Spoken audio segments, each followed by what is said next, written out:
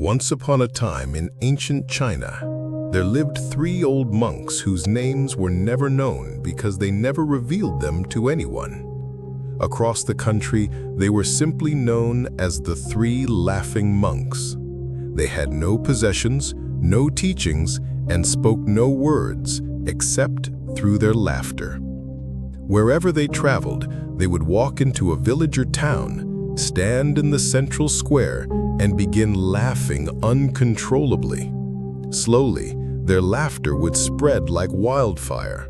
The villagers, shopkeepers, farmers, children, even the grumpiest elders couldn't resist and eventually joined in the laughter. Within moments, the entire village would erupt in joyous, contagious laughter. That's when the monks would move on to the next place, leaving behind nothing but joy and echoing smiles. This was their only prayer, their teaching, and their way of sharing wisdom, to laugh and help others remember the simple, divine joy of life. They never preached, argued, or advised. They simply laughed and let the world laugh with them. People across China admired them, not because they followed rituals or religion, but because they brought lightness and happiness wherever they went. For many years, they traveled from place to place, until one day, while visiting a village in the northern province, one of the monks passed away. The villagers were stunned and heartbroken. Curious and concerned, they rushed to see how the two remaining monks would react to the loss of their companion. They expected tears, silence, mourning, but instead, the two monks laughed even harder than usual. Their laughter was loud, joyful, unstoppable. Shocked, some villagers finally asked why they weren't grieving. The monks replied, for the first and only time, "On our way to this village, he made a bet on who would die first.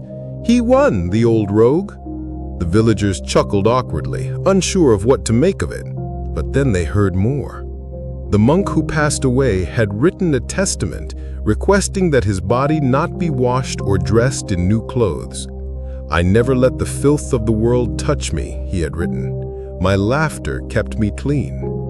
And so, honoring his last wish, the villagers placed his body on the pyre in the same clothes he wore. But as the flames rose, something magical happened. Hidden within his robes were fireworks, which now exploded in a brilliant display of colors, lighting up the sky, the ground, and the hearts of everyone watching.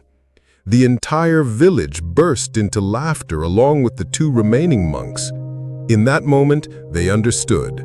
Life is not a burden to be endured, but a joy to be embraced. Maybe the only purpose of life is to laugh, to spread joy, and to keep smiling no matter what. And so, next time you face a challenge, a heartbreak, or a problem, try laughing at it, because your joy is not weakness, it is power. Your laughter is not escape, it is freedom. The three laughing monks taught us without a single word. If you can laugh in the face of life, you've already won.